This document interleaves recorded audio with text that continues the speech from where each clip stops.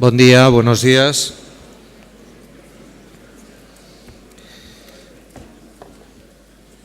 A veces se dice que no hay tiempo suficiente para la ética y para la filosofía en la actividad profesional y personal, pero tampoco sabíamos que nos ibais a dejar tan poco tiempo. Vamos a hacer todo lo posible por no perjudicaros demasiado en vuestra organización, en vuestro horario. Pero si tenéis que reducir un poquito el café, pues también espero que nos ajustemos todos, ¿no?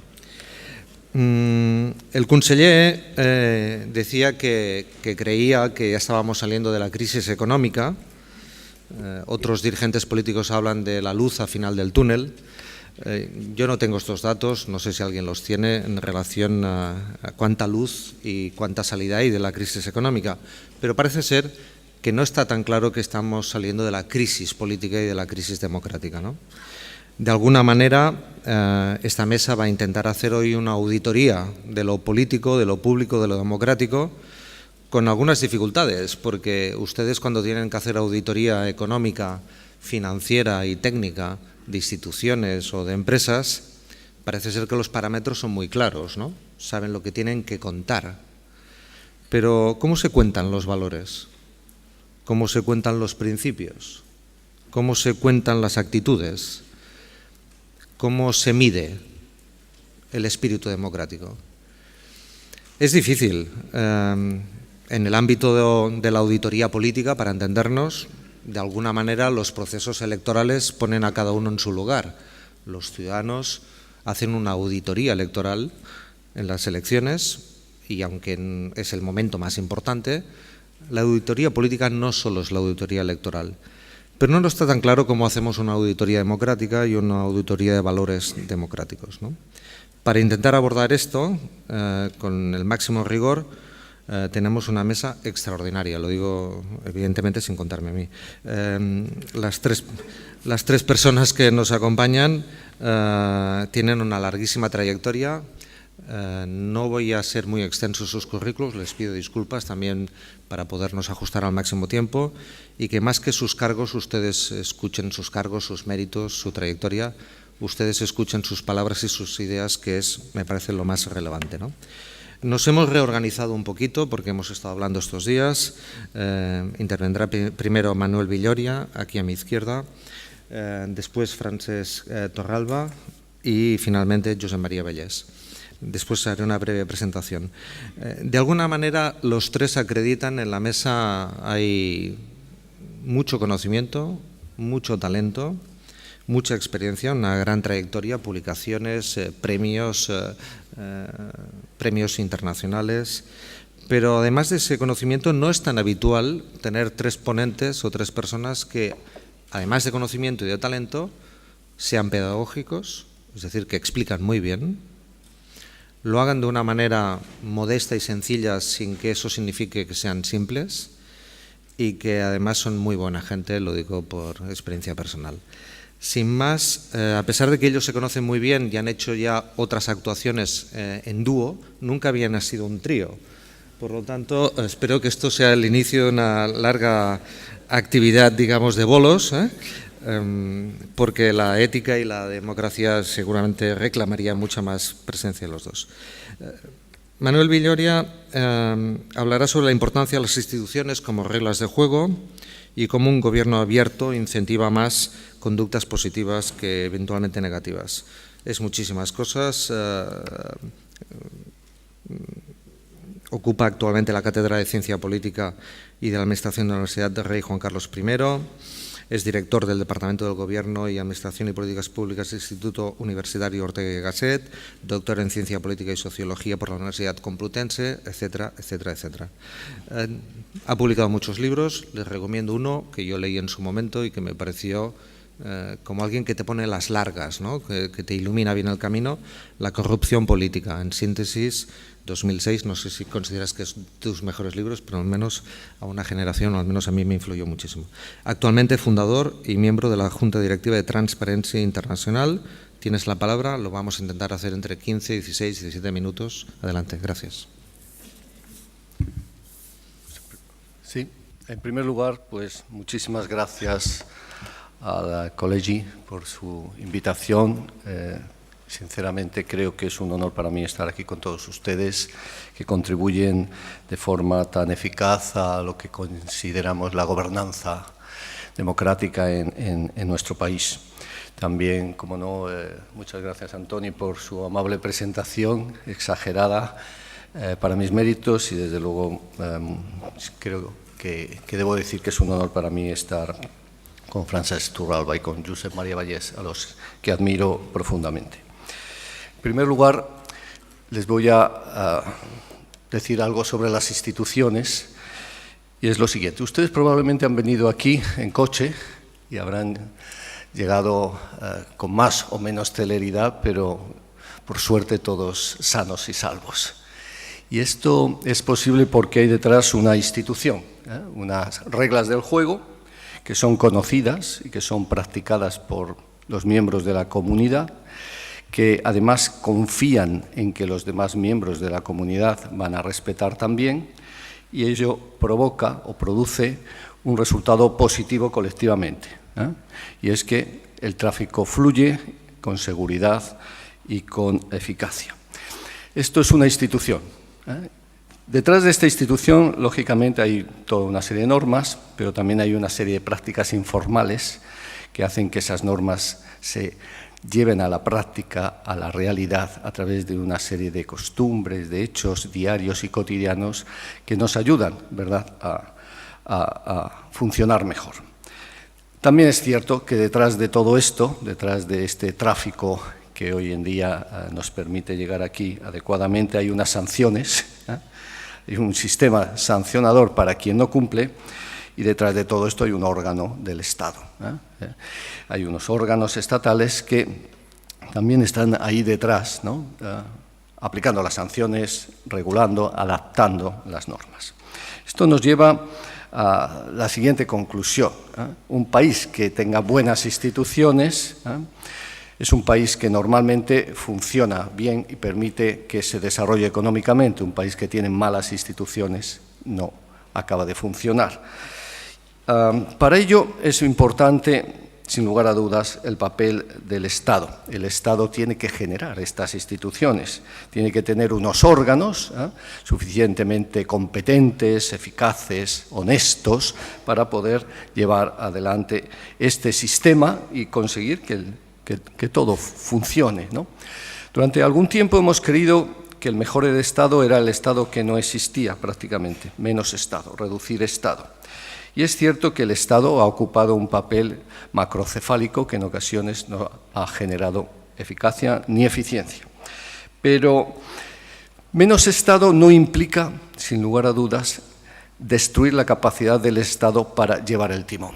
El Estado es cierto que no tiene por qué estar remando continuamente, puede perfectamente usar a la sociedad civil, usar a los profesionales como ustedes para desarrollar su labor, pero si pierde el timón, evidentemente nuestro barco va a la deriva.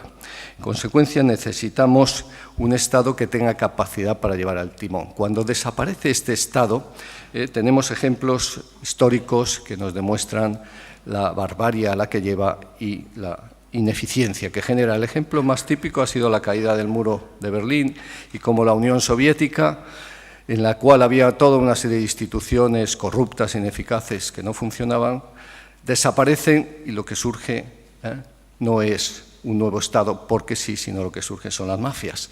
Es decir, que cuando el Estado desaparece, surgen los señores de la guerra, surgen las mafias. Y reconstruir esto ha costado mucho y sigue costando mucho en los países de la órbita soviética y desde luego en la propia Rusia. Por otra parte, sin embargo, tenemos ejemplos de países en Asia, ¿verdad?, que están teniendo un desarrollo económico extraordinario, están construyendo poco a poco estados que funcionan cada vez mejor, y en todos ellos, desde el Japón inicial a Corea del Sur, lo que estamos viendo es un Estado que tiene capacidad estratégica, que es capaz, ¿verdad?, de incentivar al mercado, de incentivar la economía para conseguir desarrollo económico. No necesita un Estado macrocefálico, pero sí necesita un Estado con visión estratégica. En otros países el Estado tiene una expansión mayor, como en los países escandinavos, y ahí junta una capacidad estratégica con toda una serie de servicios universales que en otros países nos están dando, pero en todos ellos, en todos los países que funcionan, tenemos un Estado con capacidad estratégica, un Estado que construye buenas instituciones, ¿no? En fin, necesitamos este Estado que guíe, pero también que regule y que controle con eficacia y eficiencia. Y ahí es donde vamos al concepto de qué son las buenas instituciones. El Estado debe construir buenas instituciones. Bueno, buenas instituciones, les voy a poner dos ejemplos. Una buena institución es, sin lugar a dudas, un sistema legal que sea eficaz, que sea independiente, que sea imparcial. En aquellos países donde no son capaces de construir un poder judicial independiente e imparcial, el desarrollo es imposible. No es posible el desarrollo porque no hay garantías de la propiedad, no hay garantías de los derechos y, en consecuencia, es imposible invertir a largo plazo. Puede que uno desarrolle inversiones cortoplacistas, inversiones corruptas, inversiones para sacar el máximo en el menor tiempo posible, pero eso no genera riqueza en un país. Entonces, aquellos países que se desarrollan tienen un Estado de Derecho sólido, con una judicatura imparcial e independiente. Y del mismo modo, tienen que tener un servicio civil de carrera profesional y competente que garantice la legalidad y la imparcialidad. Si en un país A la regla del juego para ingresar en la administración y para hacer carrera es la lealtad política, ¿a quién conoces para entrar en la administración? ¿Quién es tu amigo? Si tú conoces un patrón político potente, entrarás en la administración, harás tu carrera. La clave de tu carrera es la lealtad política, el uso de los fondos públicos para garantizar el poder del partido, y eso lleva a la corrupción, la patrimonialización, etcétera, ¿no? Y al mismo tiempo, como no hay estabilidad y el sueño es mantenerse el mayor tiempo posible, se usarán todos los fondos públicos para conseguir mantenerse en el poder, dando contratos a los amigos, subvenciones a los colaboradores, etcétera. El resultado no puede ser el desarrollo. Y todos lo sabemos. No hay ningún país altamente desarrollado en términos del índice de desarrollo humano que tenga un modelo como este de servicio civil. En tanto que aquellos países que tienen otra institución para ingresar al servicio civil, que es la institución meritocrática, las cosas cambian. Si usted para ingresar en la administración necesita demostrar competencia, capacidad, si usted necesita demostrar a través de exámenes competitivos, honestos, con igualdad, mérito y capacidad, usted para ingresar necesita demostrar todo esto, usted se preparará para ingresar en la administración. Si su carrera, evaluada continuamente a través de mecanismos sólidos y serios, se basa en su eficacia, en su honestidad, en su eficiencia, pues tendrá incentivos para trabajar seriamente. Y además, si usted tiene en puestos de responsabilidad una cierta estabilidad, en función de ello, usted puede aplicar con objetividad, imparcialidad a la ley, sin que instituciones superiores le puedan decir no aplique la ley a este enemigo o dele esto a este amigo, porque usted tiene una protección para desarrollar su labor con legalidad y objetividad, el resultado es muy diferente. Genera previsibilidad, genera estabilidad y probablemente genera algo muy importante para todos, que es desarrollo económico. Hay previsibilidad, hay estabilidad en el país, hay seriedad, hay un Estado de Derecho, hay un servicio civil meritocrático. Yo invierto en ese país porque creo en las posibilidades de ese país. En consecuencia, las buenas instituciones tienen que ser legítimas, tienen que dar razones para la obediencia. En estos dos ejemplos que les he puesto, yo creo que las razones son sólidas para defender este tipo de instituciones. Deben generar equilibrios eficientes, es decir, estas instituciones deben generar una serie de equilibrios que permitan la eficiencia económica, deben ser previsibles y, en última instancia, unas buenas instituciones incentivan lo mejor de la gente y desincentivan lo peor. Y esta es para mí la clave de unas buenas instituciones, que incentivan lo mejor de nosotros y desincentivan lo peor como seres sociales y como ciudadanos. Esto nos lleva a la idea, en consecuencia, hoy en día se habla de la gobernanza, la buena gobernanza. Y una buena gobernanza hemos podido llegar a la conclusión de que conlleva 4 componentes fundamentales.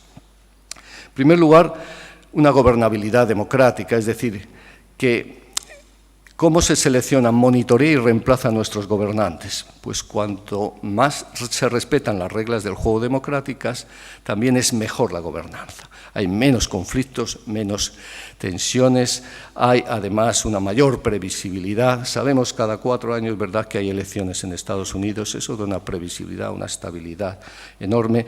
Tenemos que tener unas buenas leyes electorales que garanticen unas elecciones libres, equitativas y justas, etc. Esa gobernabilidad democrática es buena no solo por razones morales, que también, y éticas, sino también porque genera eficiencia. Donde hay democracia, aunque sea un país muy pobre, no hay hambrunas, decía Amartya Sen, y es importante eso, ¿no? En segundo lugar, el Estado de Derecho y el control de la corrupción. Las dos componentes están muy unidos. Donde hay mucha corrupción no hay Estado de Derecho, obviamente. ¿Por qué?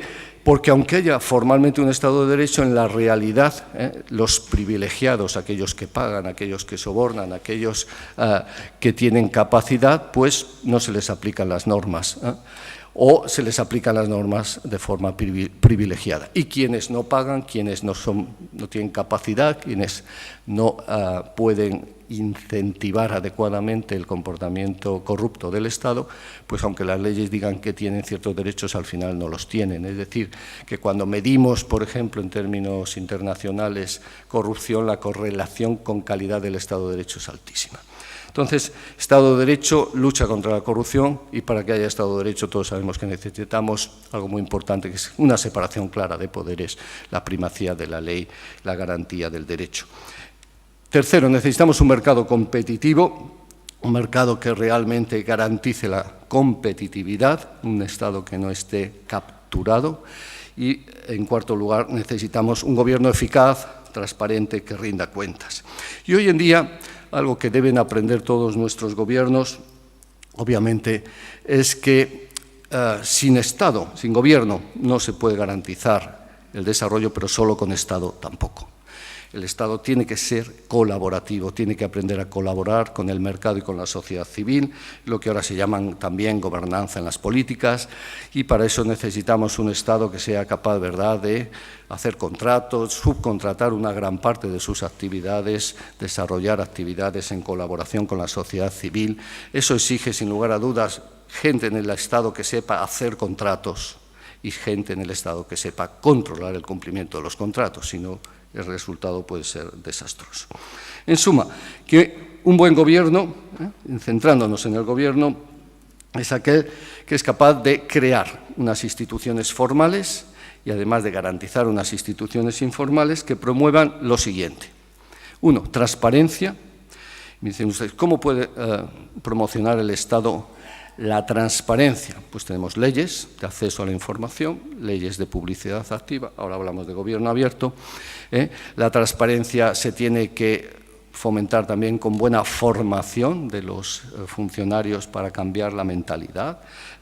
Necesitamos unos buenos sistemas de archivos, necesitamos unos buenos órganos que incentiven la transparencia, el órgano que de alguna forma garantice que cuando a un ciudadano no le dan la información que él tiene derecho a recibir, va a sancionar al funcionario o a la institución que no le da la información al ciudadano, etc. Necesitamos, en consecuencia, toda una serie de instituciones formales e informales que garanticen la transparencia. Eso es lo que debe hacer un buen gobierno. Pero además un buen gobierno debe rendir cuentas. Debe tener instituciones que le obliguen de alguna forma a rendir cuentas, ¿no?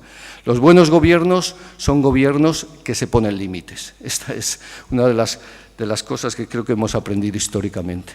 Un buen gobierno es aquel que es capaz de ponerse límites, que es capaz de incentivar dentro de sí mismo lo mejor de su gente. Bueno, pues para eso debe rendir cuentas. Rendir cuentas implica 3 componentes. Primero, dar información, lo cual está vinculado a la transparencia. Segundo, ser capaz de explicar lo que hace. Y tercero, algo muy importante, ¿no?, asumir las responsabilidades. Desde luego, donde hay un gobierno que rinde cuentas, muchas veces hay que asumir responsabilidades. Yo incumplí, yo no conseguí aquellos objetivos que me comprometí, en consecuencia dimito, en consecuencia no me vuelvo a presentar, etc.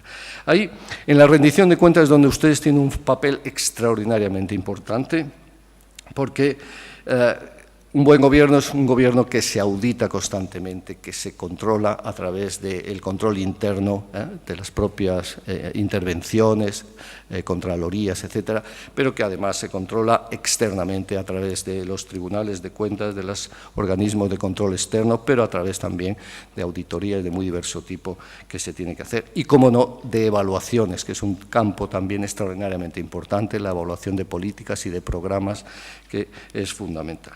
Y luego, un buen gobierno incentiva la imparcialidad a través de normas, por ejemplo, que garantizan un servicio civil de carrera en la selección y en la carrera de los funcionarios, que promueve también la eficacia y la eficiencia, y en este sentido hay todo un conjunto de instrumentos hoy en día que los gobiernos deben asumir para poder desarrollar su labor desde lo que denominaríamos trabajar con planes estratégicos, direcciones por objetivos, indicadores de rendimiento, etcétera, que garantiza también o que incentiva la participación cívica en la toma de decisiones y su colaboración, y ahí tenemos la posibilidad hoy en día, a través de las instituciones de gobierno abierto, por ejemplo, de que el Estado nos ponga cuáles son sus anteproyectos de ley en una página, de que nos incentive a leerlos y a exponer nuestras opiniones, que recoja nuestras ideas, que nos dé respuesta a las mismas, que incorpore muchas de ellas, que haga que las leyes que nos damos entre todos sean de alguna forma leyes que creamos entre todos, ¿no? Y que además que nos permita la colaboración en muy diversas formas, y una de ellas, como no, es la posibilidad de que desde nuestros teléfonos móviles, desde nuestros sistemas desde nuestros ordenadores podamos hacer algo tan importante como ir diciendo lo que funciona, lo que no funciona, por ejemplo, indicarle dónde hemos visto un problema en el parque, dónde empieza a haber atracos, dónde no existe una buena recogida de basuras, etcétera, para que el Estado, para que los gobiernos locales, en este caso a través de estas técnicas de crowdsourcing, de fuentes diversas, vayan teniendo un mapa de dónde están los problemas fundamentales en su comunidad. En consecuencia, participación ciudadana y colaboración, las posibilidades ahí son inmensas a través de las nuevas tecnologías de información y comunicación y a través de esto que se llama Open Government, gobierno abierto, que incorpora transparencia, que incorpora colaboración, que incorpora participación en la elaboración de normas y en su actualización. Y finalmente, un buen gobierno debe potenciar la integridad, ¿no? Y ahí es donde está el papel de los códigos éticos. Y ahora ya dejo paso a Francesc, que va a hablar de todo esto, donde está el papel de los códigos éticos, donde está el papel de la formación en ética, donde está el papel de la asesoría. Cuando un funcionario, cuando un alto cargo tiene una duda sobre un conflicto de interés, ¿puedo hacer esto? ¿No puedo hacerlo? ¿A quién se dirige? Debe haber comités de ética, debe haber asesoría en esta materia, debe haber evaluaciones de riesgo de corrupción, un elemento fundamental donde ustedes tendrían un papel esencial. Todas las organizaciones más modernas tienen un sistema de evaluaciones de riesgo. ¿Dónde hay posibilidades de corrupción? ¿En qué áreas? En contratación, evidentemente. ¿Puede estar una persona dirigiendo un servicio de contratación 12 años en la administración pública? No tiene sentido, tiene que haber rotaciones y tiene que haber evaluaciones de riesgo. ¿Qué hacemos? ¿Cuáles son nuestros mecanismos para evitar que haya corrupción? Evaluemos, controlemos, auditemos. En fin, en el ámbito de la integridad, en consecuencia, hay un inmenso campo, todas las normas de conflictos de intereses, de incompatibilidades, etcétera, etcétera. Bueno, como ven, un buen gobierno tiene que hacer todo esto, y lo importante para que lo haga es que tenga voluntad política, pero también que tenga ética y moral, y por eso le dejo a Francesc que nos hable de ello. Muchas gracias. Muchas gracias.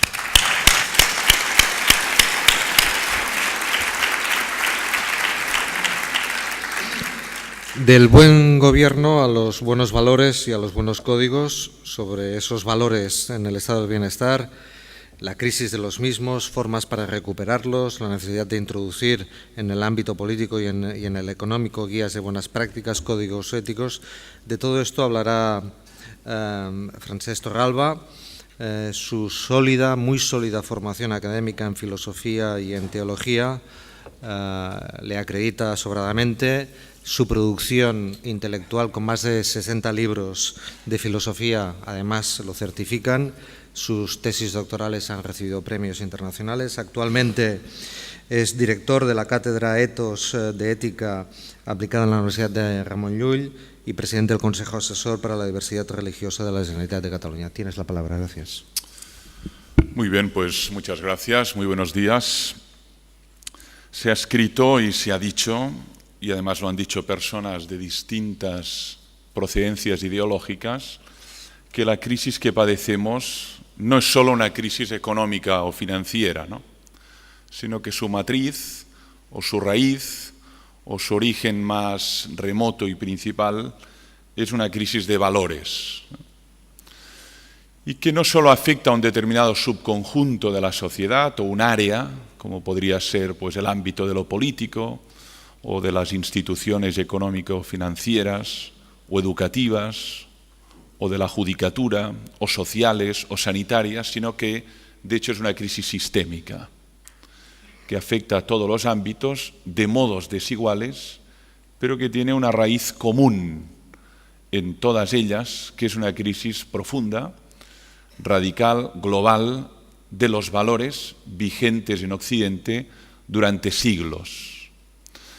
Esto da mucho que pensar, porque si verdaderamente la crisis que padecemos no es accidental o coyuntural o afecta solo a una determinada esfera, significa que verdaderamente estamos frente a una crisis de un calado, de una hondura, que requiere ahondar sobre qué la ha generado y, en segundo lugar, cómo abordarla y qué tipo de valores deberían irrumpir en la sociedad para tratar de paliarla, solventarla o que fuera verdaderamente un antídoto a esta crisis, ¿no? La dificultad está en auditar los valores. Se ha dicho en la presentación, tenemos capacidad para auditar hechos, ¿no? En la filosofía anglosajona se distingue hecho y valor, ¿no? Fact and value, ¿no? Y el hecho es algo empíricamente que se puede percibir, se puede constatar, se puede medir, se puede cuantificar, se puede sopesar. Y sin embargo, lo que ocurre con los valores es que forman parte de lo intangible, de lo que no puede ser medido, cuantificado, o al menos no puede serlo del mismo modo. Lo diré con un ejemplo. Uno puede afirmar, y además lo puede verificar con datos, que hoy hay muchos más vehículos en España que lo que había en el año 1950, o que hay muchos más teléfonos móviles en la ciudad de Granada que los que había en 1992. Eso se puede cuantificar, medir, pero ¿cómo podemos auditar el nivel de paciencia, justicia, fortaleza, templanza, prudencia, competencia, transparencia, responsabilidad que hay en una sociedad? ¿Cómo podemos afirmar de un modo riguroso, y no simplemente desde la percepción subjetiva o desde el propio campo visual, si verdaderamente hay una crisis de responsabilidad o de equidad o de fraternidad o de justicia o de prudencia en las instituciones, en los sistemas y en los ciudadanos? Eso requiere un acceso indirecto, porque de hecho los valores estéticos, éticos, los valores religiosos forman parte de lo intangible. Sin embargo, sí que hay modos de acceder y poder identificar qué valores estaban, que ahora están ausentes, y qué valores deberían estar para que la fisiología de las organizaciones, de las instituciones, de los sistemas políticos, sociales, sanitarios, penitenciarios, educativos, fuera una buena fisiología, ¿no? ¿Cómo se accede entonces a este universo? A través de los estilos de vida, que es un concepto de Max Weber que me parece muy lúcido para poder hablar con rigor de esos valores que estaban y ya no están, y de esos valores que cuando están hay una buena fisiología en una sociedad, ¿no? El estilo de vida sí que se puede identificar. Uno puede identificar los niveles de consumo del ciudadano, cómo gestiona su tiempo, cuánto tiempo dedica a otras personas, qué hace con su dinero, cuánto tiempo dedica a estudiar o a consumir telebasura. Eso sí que se puede identificar a partir de muestras significativas que permitan ver si verdaderamente en los estilos de vida está, por ejemplo, el consumo responsable. Esta expresión que ha emergido con fuerza y que ha introducido sobre todo una catedrática de ética como Adela Cortina, lo podemos cotejar. ¿Aumenta o no aumenta la responsabilidad en el consumo? Veamos cómo consume la ciudadanía. ¿Aumenta o no aumenta el sentido de responsabilidad, de deberes y de obligaciones? Veamos cómo y de qué manera actúan las personas en las organizaciones, en la vida pública, en el espacio privado, ¿no? Por tanto, sí que es posible acceder a ese universo intangible y no simplemente hablar desde lo que diríamos las intuiciones subjetivas, las percepciones individuales que siempre atañen a una determinada esfera y siempre son muy relativas al contexto y al entorno donde uno elabora su actividad profesional y su vida personal, ¿no? Entonces, si tenemos en cuenta esto, ¿qué observamos en este tipo de estudios? ¿Qué es lo que identificamos, ¿no? Pues identificamos sobre todo que hay un conjunto de valores que han entrado profundamente en crisis, pero que por otro lado hay un conjunto de valores emergentes. Por eso quizá la palabra más adecuada no es crisis, sino metamorfosis, transformación, cambio, ruptura, en la medida que crisis evoca muy habitualmente situación apocalíptica o situación crítica o situación ya agónica, ¿no? Y sin embargo, metamorfosis o cambio expresa la disolución de determinados valores, pero la emergencia de otros, ¿no? Yo quiero subrayar sobre todo uno de los valores que precisamente está más ausente y que por otro lado se requiere necesariamente en un Estado en el desarrollo de las organizaciones y de los sistemas, ¿no? Que es el valor de la confianza.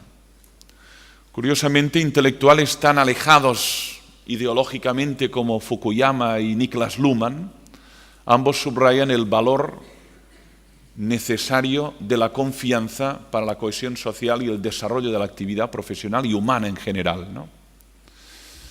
La crisis de confianza se detecta especialmente en los modos como la ciudadanía se expresa a propósito de determinadas organizaciones e instituciones públicas y privadas. Por tanto, esta crisis de la confianza sí que la detectamos en el modo como la ciudadanía habla, se manifiesta o el modo como actúa con determinadas instituciones, la cautela, el miedo, la sospecha, la suspicacia permanente, ¿no? Esta confianza que ha entrado en crisis no es exactamente igual en todas las instituciones. Hay instituciones que padecen esta desconfianza de un modo mucho más severo. Instituciones de carácter político, o instituciones de carácter judicial, o instituciones de carácter financiero y especialmente económico, ¿no? Son instituciones que padecen una crisis de confianza o de legitimidad o de credibilidad mucho más evidente que otras, que también la padecen, pero en distinto grado, como las instituciones educativas, o las instituciones sanitarias, o las instituciones religiosas, ¿no? Por lo tanto, aunque todas sufren una crisis de confianza, el caso es que es una crisis asimétrica y, por lo tanto, para analizarlo bien deberíamos ver por qué la desconfianza es más activa en determinadas instituciones que en otras, qué tipo de causas o de génesis explica esa descomposición de la desconfianza o de esa descomposición de la credibilidad, ¿no? Sin embargo, cuando analizamos lo que especialmente se requiere para que una institución, organización, sistema o profesional sea digno de confianza, nos encontramos con el denominado triángulo de la confianza, que es un lugar de encuentro de distintos autores y analistas de este valor, ¿no? El hecho es que toda organización desea ser digna de confianza. Una universidad, un hospital, lo quiere ser obviamente un gabinete de auditoría. Todos y todas las instituciones desean tener ese valor tan valioso valga la redundancia, que es la confianza. Bien, ¿cómo se genera? Esta es la pregunta, ¿no? ¿Cómo se genera algo así como confianza? ¿De qué manera se puede recuperar una confianza cuando ha sido perdida o cuando ha sido laminada por distintas razones, ¿no? El triángulo tiene 3 vértices. En el primer vértice está la palabra competencia. No hay atajos para ganarse la confianza. No hay atajos. Solo hay la posibilidad de cultivo de 3 valores para llegar a ella. El primero es la competencia. ¿Por qué Oxford es una universidad digna de confianza? Porque desde el siglo XII genera profesionales competentes en distintos ámbitos. Y porque esta generación de profesionales se ha verificado en distintos momentos de la historia y sigue atrayendo talento de todas las universidades y países de todo el mundo. Por lo tanto, significa que cuando hay competencia en un hospital, cuando hay competencia en una institución política, social, económica o universitaria, pues se genera confianza. Lo que pasa es que la competencia, ¿qué es propiamente? La capacidad de desarrollar correctamente la tarea propia de esa organización. Lo que se espera de un hospital es que cure y cuide, pero lo que se espera de una universidad es que se enseñe bien y se investigue todavía mejor. Por lo tanto, la competencia tiene que ver con el desarrollo óptimo de la tarea asignada a esa organización.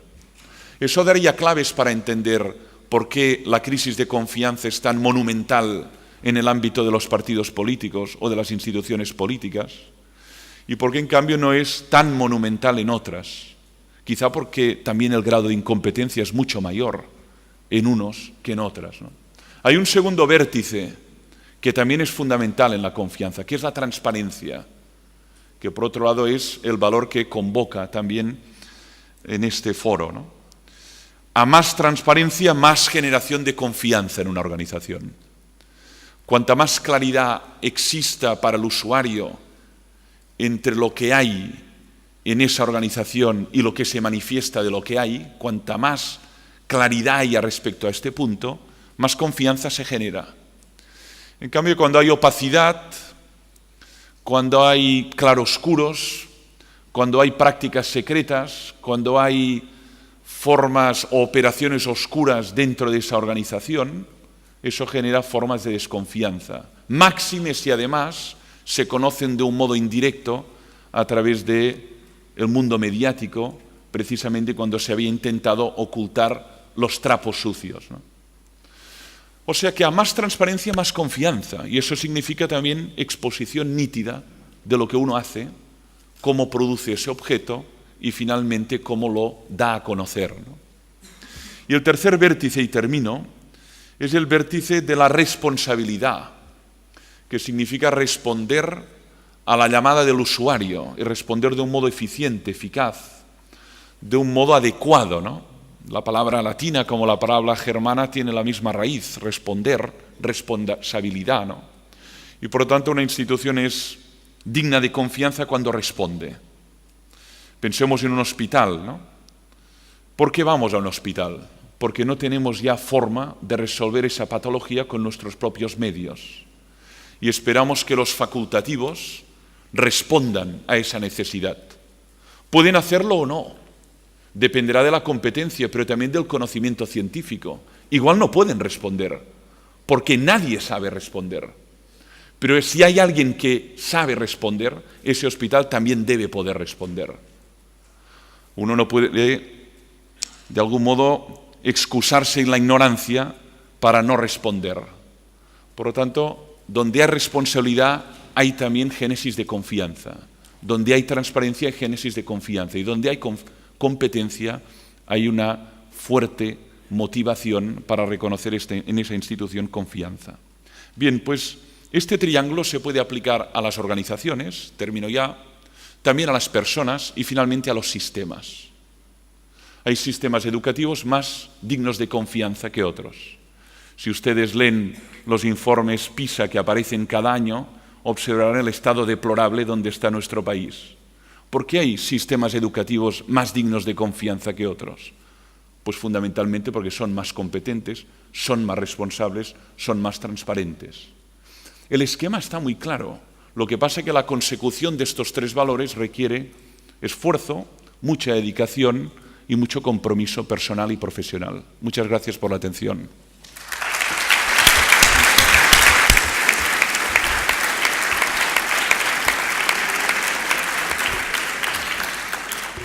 Bueno, a estas alturas de la mesa supongo que nadie me va a discutir los 10 minutos más que os vamos a robar del café. Buenos gobiernos, buenas instituciones, buenos valores, buenos códigos, y vamos a avanzar en las buenas prácticas y las relaciones entre calidad democrática y transparencia, y en particular el derecho al saber, ¿no? Para hacerlo nos acompañará Josep María Vallés. Es doctor en Derecho y catedrático emérito de Ciencia Política y Administración Pública de la Universidad Autónoma de Barcelona, de la que fue rector y decano de la Facultad de Ciencias Políticas y Sociología.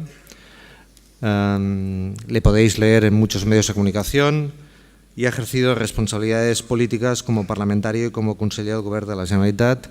Tens la palabra. Muchas gracias.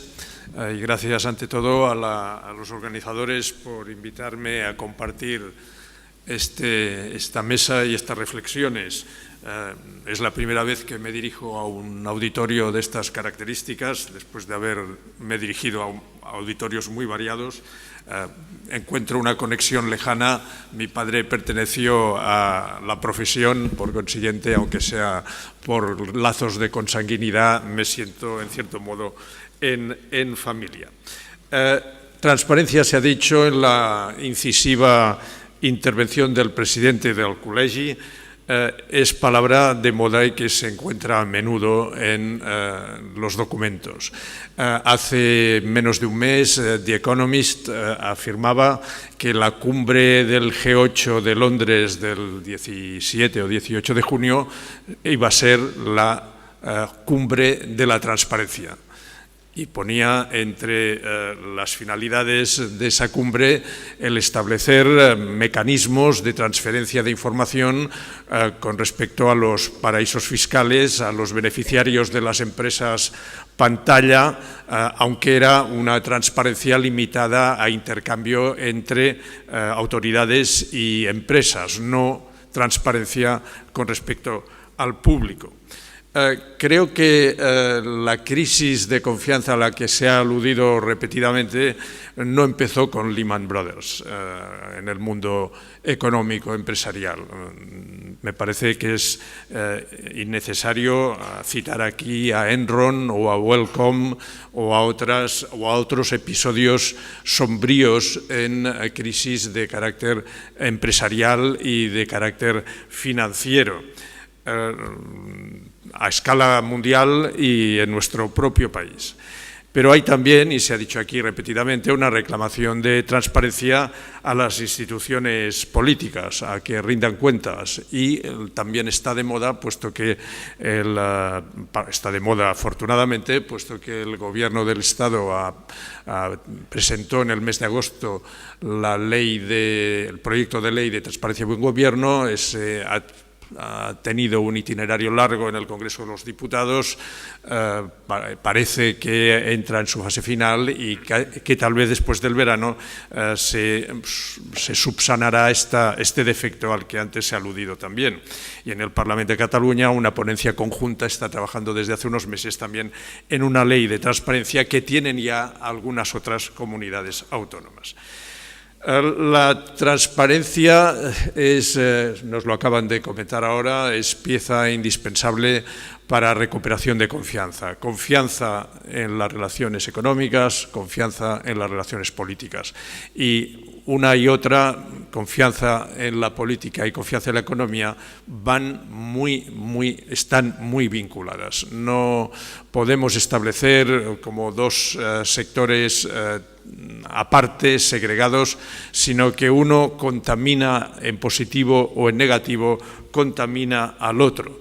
Fenómenos como la corrupción significan precisamente una contaminación de malas prácticas en el sector empresarial y en el sector político. Por tanto, establecer divisorias diciendo que el fenómeno se produce solamente en uno de esos ámbitos de relación social es una perspectiva equivocada o engañosa. Me permito centrar esta breve intervención en la justificación de la necesidad de transparencia ante un público convencido de esa necesidad. Pero va bien a veces reforzar los argumentos que uno tiene ya a favor con los que otros puedan suministrar. Y voy a hacerlo desde la perspectiva de la política democrática. Desde la política democrática y de dos facetas de la política democrática, del ideal democrático y de la práctica democrática.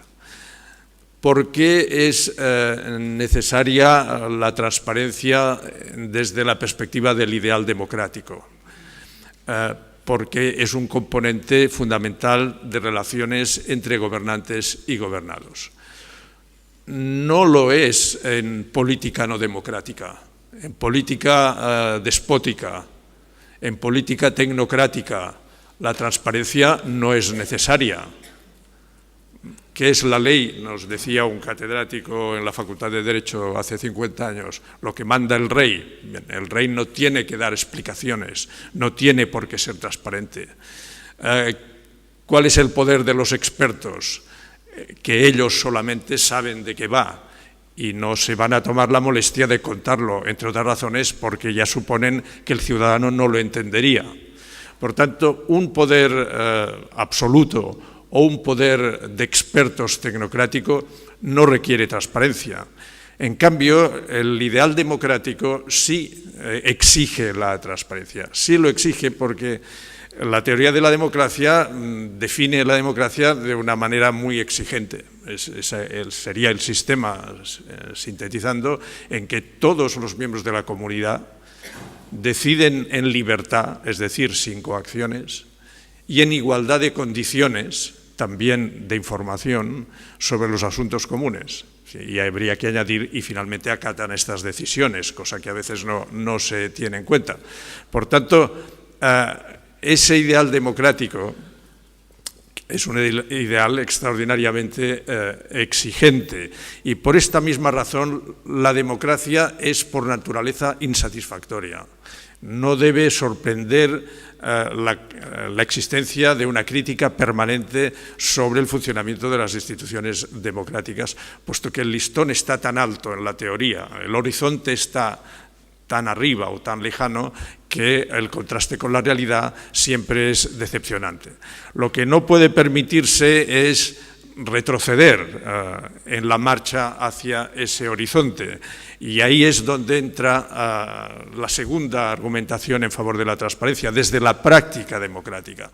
Desde la práctica democrática es positivo contar con el principio de la transparencia. Es positivo y en términos también muy esquemáticos ayuda a esa mejora de la calidad democrática real, de la práctica democrática, en 4 dimensiones. Control, algunas de ellas ya han aparecido aquí, control, confianza, participación y diálogo. Control, es casi obvio, la mejor vigilancia se ejerce a través de la transparencia sobre los excesos, sobre las desviaciones, sobre las corrupciones. Es más que conocida la frase del juez Brandeis: la luz del sol es el mejor desinfectante político. Todo lo que se exhibe tiene menos riesgo de ser corrompido por la acción de la combinación o el contubernio entre sectores políticos y sectores empresariales. Es necesario saber lo que está haciendo el gobierno para que el ciudadano pueda controlarlo. Puede ser explicable que el gobierno de los Estados Unidos controle las comunicaciones y cuente con la cooperación de empresas para controlar las comunicaciones. Lo que no es admisible es que no se sepa que les está controlando.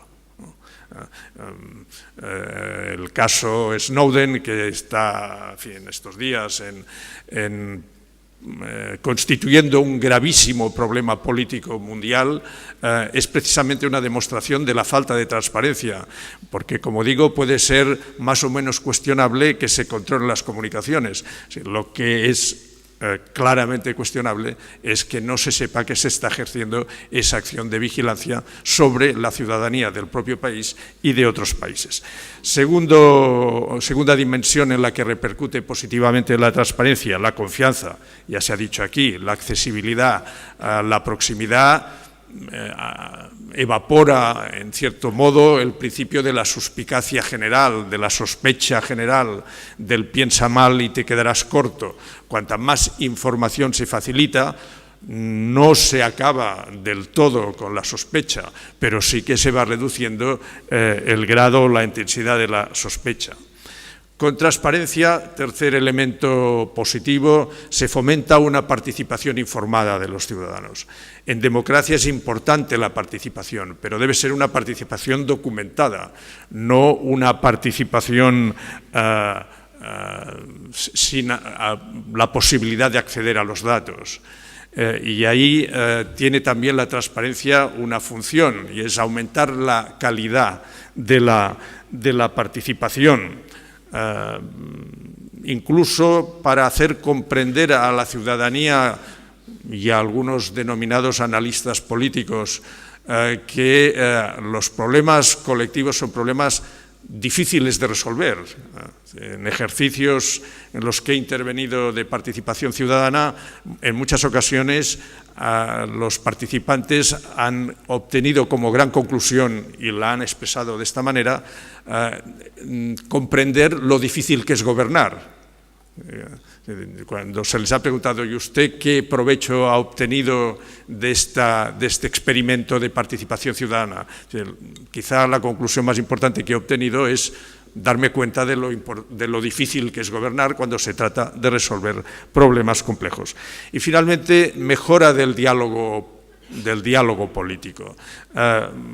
Más información, más transparencia significa huir de la corrupción tertuliana, es decir, de ese diálogo de blanco y negro, de buenos y malos, de sí o no. Ese debate, esa dialéctica política tan negativa que contemplamos en las instituciones parlamentarias cuando el gobierno afirma que todo lo que hace es excelente y la oposición afirma que todo lo que hace el gobierno es pésimo. En fin, probablemente ni es excelente ni es pésimo, pero sin los datos que nacen de una evaluación transparente desarrollada por autoridades competentes, por expertos, no hay manera de llevar el diálogo democrático a la calidad matizada que se merece. Por tanto, y esa es la argumentación que quiero no suministrar, sino discutir, en todo caso, si hay tiempo, es que desde la perspectiva del ideal democrático y desde la perspectiva de la mejora gradual de la democracia, la transparencia es un valor positivo que hay que fomentar en todo lo que se pueda. Y termino con una consideración que creo también necesaria en este debate. Hay sociedades más proclives a la transparencia y, por consiguiente, a este progreso gradual en calidad democrática. Será por razones climáticas. Hace poco leía un texto de un político, ya desaparecido, que decía que tal vez habría que trazar el paralelo por debajo del cual el sistema democrático ya no funciona. Bien, una visión que entroncaba también con algunos autores clásicos que hablaban de la climatología como factor determinante de la calidad política. Por razones estrictamente legales o institucionales, como las que se han señalado antes, por bases culturales. Bien, quisiera señalar algo que han puesto de manifiesto algunos estudiosos del tema. existe un síndrome positivo y un síndrome negativo. Síndrome positivo es el que reúne en una misma sociedad fenómenos tales como la confianza social, la igualdad económica y la satisfacción con el funcionamiento de las instituciones democráticas. Repito, con mayor transparencia, calidad democrática o percepción de calidad democrática e igualdad económica. Son los países en los que los ciudadanos afirman que puede confiarse más en la mayoría de la gente. Algunos de ustedes probablemente conocen la encuesta social europea que compara cada 2 años valores en sociedades europeas. Pues bien, en las respuestas a la pregunta ¿uno puede fiarse de la mayoría de la gente?, la posición de los países escandinavos es entre el 70 y el 75%. Entre el 70 y el 75% afirman que es factible fiarse de la mayoría de la gente. Dinamarca, Suecia, Finlandia, etc. En el otro extremo de la escala, y me refiero solo a países de nuestro ámbito cultural, Portugal, Grecia, se sitúan entre el 20 y el 30%. España se sitúa en torno entre el 35 y el 40, más cerca del 40 que del 35. Da la coincidencia, y no voy a establecer más conexiones, da la coincidencia que son también, el contraste es también el contraste entre los países donde hay mayor igualdad económica, por un lado, y los países por donde hay mayor desigualdad económica, por otro lado. Años o décadas de nivelación socioeconómica van acompañados, no diré que producen, pero van acompañados de mayores niveles de confianza social y de mayor satisfacción con el funcionamiento democrático. Mayores niveles de desigualdad económica parecen coincidir con mayores niveles de desconfianza social y de menos confianza o menos valoración del funcionamiento del sistema económico. Creo que es algo a tener en cuenta en un momento en que se producen 2 fenómenos paralelos, y termino. Por un lado, la reclamación insistente en la mejora de la calidad de nuestras instituciones democráticas. Por otro lado, la aplicación de políticas socioeconómicas que están produciendo, como decía la OCDE, mayores niveles de desigualdad. Simplemente poner a la consideración de los asistentes si no estaremos intentando construir con una mano lo que estamos destruyendo con la otra. Muchas gracias.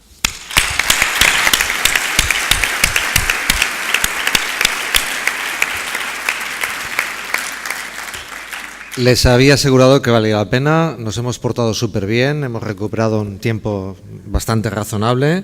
1 minuto más para agradecimientos. Evidentemente agradecimientos al talento, a la generosidad, a la flexibilidad de los ponentes. Ha sido un lujo, de verdad, ha sido fantástico escucharos y tener la mínima oportunidad de acompañaros.